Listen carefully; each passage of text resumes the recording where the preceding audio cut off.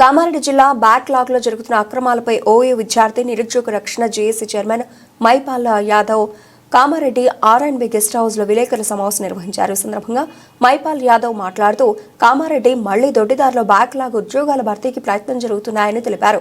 2 నెలల కిందట Somajiguda press club వేదికగా ప్రభుత్వం దృష్టికి సమాచారాన్ని తీసుకెళ్లిన అంతేకాకుండా నవంబర్ 29న నిజామాబాద్ ప్రెస్ క్లబ్ ద్వారా తెలియజేయడం జరిగిందని, అంతేకాకుండా డిసెంబర్ 20వ తేదీన బషీరాబాద్ ప్రెస్ క్లబ్ లో చెప్పడంతో అప్పుడు వెంటనే నామమాత్రంగా ఆపివేసి అందరూ మర్చిపోయారని, మళ్లీ తొందరలో నిరుద్యోగులకు నేమ్ చేయడానికి బ్యాక్లాగ్ ఉద్యోగాల్లో మున్సిపల్, ఇరిగేషన్, రెవెన్యూతో పాటు అనేక రకాల డిపార్ట్మెంట్లలో అక్రమాల భర్తీకి సలహాలు జరుగుతున్నాయని సమాచారం ఉందన్నారు. కామారెడ్డిలో బ్యాక్లాగ్ ఉద్యోగాలు అమ్ముకుంటున్నారని తెలియజేశారు.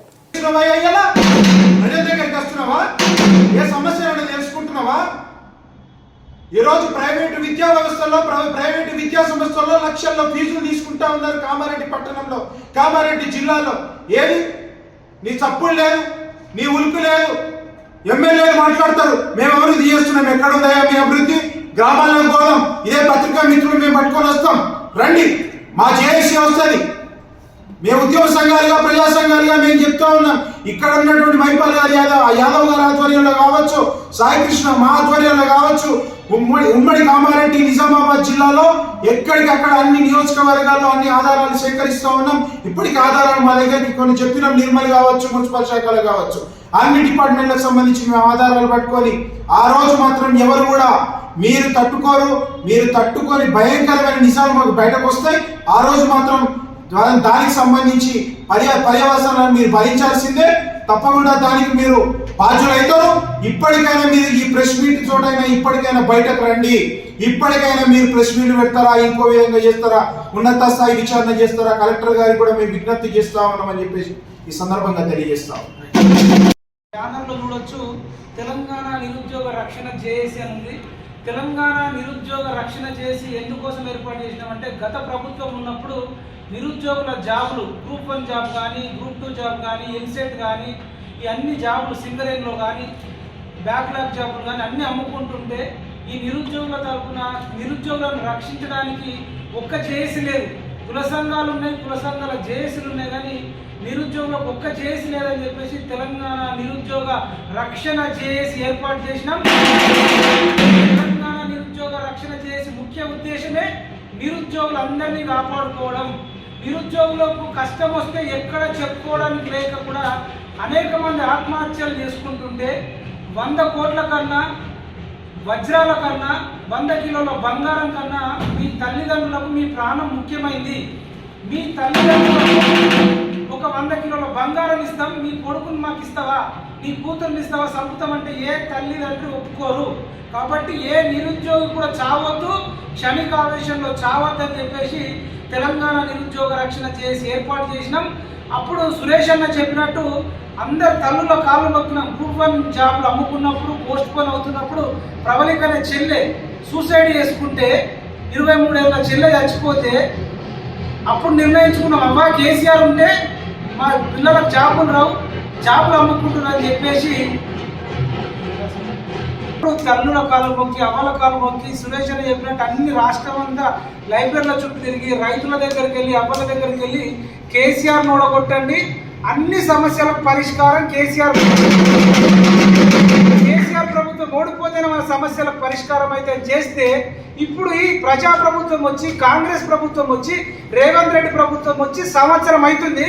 సంవత్సరం తర్వాత కూడా గతంలోనే జరిగినట్టు మళ్ళీ దొడ్డిదారిలో, మళ్ళీ అంటే గతంలోనే నిర్మల్లో 44 జాబులు అమ్ముకున్నారు, మరి బ్యాక్లాగ్ జాబులు. అట్లా తెలంగాణ మొత్తంలో గత ప్రభుత్వంలో జాబులు అమ్ముకుంటే ఈ ప్రభుత్వం వచ్చినాకన్నా జాబులు అమ్ముకోదేమో, చదువుకున్నోడికి వస్తుందేమో అని అనుకున్నాం. అన్న ఇంతకుముందు పాట పడినప్పుడు నక్సలైట్ల ఏజెంట్ ఏంటంటే దున్నినోడికే భూమి, దున్ననోడికి అవసరం లేదు అంటే, భూస్వాములు ఏం చేసేవాళ్ళంటే ఆ మొత్తం ఆక్యుపై చేసుకొని మన పేదోళ్ళతో పని చేయించుకునేది, డబ్బులేమో వాడికి, పని మన కష్టమేమో మనది. దున్నేటోడు ఒక్కోడు, ఆ డబ్బులు తీసుకునేటోడు ఒక్కోడు. అట్లనే మన నినాదం తెలంగాణ నిరుద్యోగ రక్షణ చేసే నినాదం ఏంటంటే, చదివినోడికి కొలువులు రావాలి, జాబులు కొనేటోడికి కాదు, డబ్బులున్నోడికి కాదు, చదువుకున్నోడికి కొలువులు రావాలంటున్నాం. చదువుకున్నోడికి రావన్నా, డబ్బులు పెట్టినోడికి రావన్నా.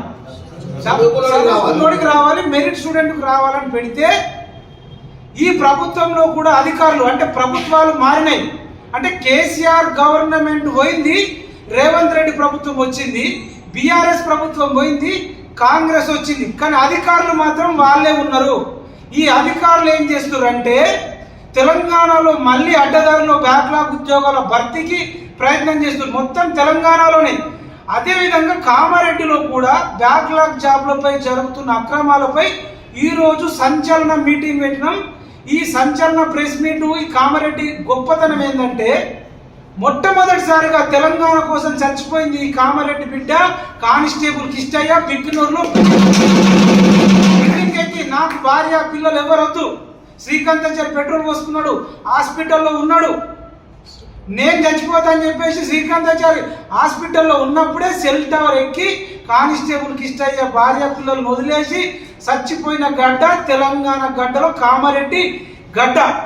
ఇట్లాంటి కామారెడ్డిలో కానిస్టేబుల్ కిష్టయ్య చనిపోయింది దొడ్డిదారిన అధికారులు బ్యాక్లాగ్ జాబ్లు అమ్ముకోవడానికని కామారెడ్డి ప్రెస్ క్లబ్ ఇక్కడ ఏదైతే R&B గెస్ట్ హౌస్ సాక్షిగా నేను అధికారులను అడుగుతున్నా, అవినీతి అధికారులను అడుగుతున్నా.